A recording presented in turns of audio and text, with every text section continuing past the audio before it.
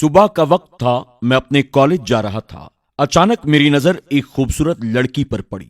मैंने आवारा लड़कों की तरह सीटी मारी और पढ़ने के लिए चला गया। मामूली सी बात थी। मैं अपने कामकाज की वजह से भूल गया कि मैंने कौन सी हरकत की थी। असर के वक्त मैं क्रिकेट खेलकर घर पहुंचा।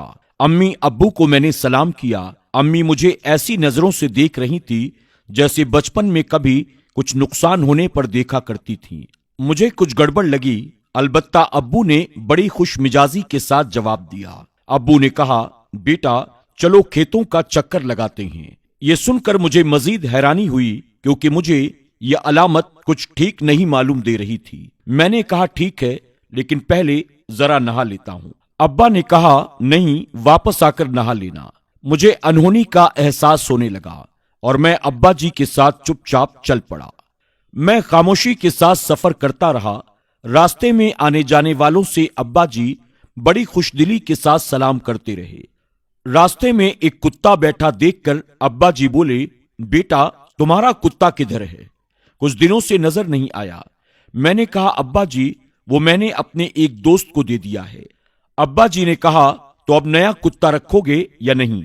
मैंने कहा, रखूंगा अगर कोई अच्छा और नया मिल गया तो। अब्बा जी बोले, तो इसे ही उठा लो।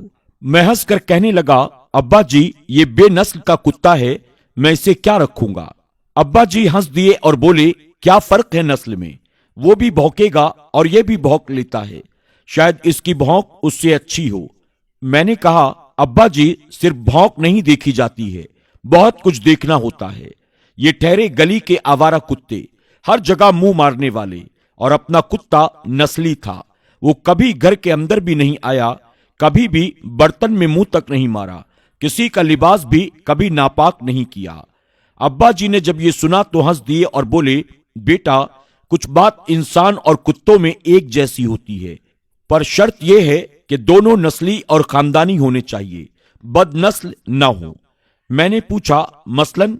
अब्बा ने कहा, बेटा वो हर बर्तन में मुंह नहीं मारते। और बोले, बेटा तुम्हें याद है मैंने एक दफा गाय का दूध निकालकर यूं ही रख दिया था और एक आवारा कुत्ता अंदर आ गया था और तुम्हारे वाले कुत्ते ने उसे मारा था। मैंने कहा, जी हां अब्बा जी मुझे याद है। अब्बा बोले, बेटा हमारे खानदान, गली मोहल्ले और गांव की लड़कियां स्कूल कॉलेज में पढ़ती हैं, अकेली आती जाती हैं। ये सब खुले हुए बर्तन की तरह हैं। अब ये चुनाव तुम्हारा है कि तुम क्या बनोगे, गली के आवारा कुत्ते या फिर खानदानी लड़का। जैसे ही अब्बा जी ने यह कहा, मुझे अचानक याद आया कि आज मैंने सुबह के वक्त एक लड़की को सीटी मारी थी। उसने जाकर शायद मेरे घर पर शिकायत कर दी थी, इसलिए अब्बा जी ने मुझे यह सारा माजरा बताया। दोस्तों, ऐसे कई आवारा कुत्तों को आपने भी देखा होगा जो आती जाती लड़कियों पर इस तरह से सीटी मारते हैं। अब उनकी मिसाल क्या ली जाए कि आप भी अच्छी तरह से ये बात समझते हैं। हमारी जो बच्चियां हैं स्कूल या कॉलेजेस में पढ़ती हैं, हमारी ये कोशिश होनी चाहिए कि वो हमारी नजरों से और हमारे लफ्जों से महफूज रहें, क्योंकि हम खुद बहन और बेटियों वाले हैं। उम्मीद करते हैं कि आज की हमारी इस वीडियो के जरिए हम नौजवान नस्ल को जो पैगाम देना चाहते हैं वो पैगाम उन तक जरूर पहुंच गया होगा। अगर आपको आज की हमारी ये वीडियो अच्छी लगी तो इसे नौजवान दोस्तों के साथ जरूर शेयर कीजिएगा।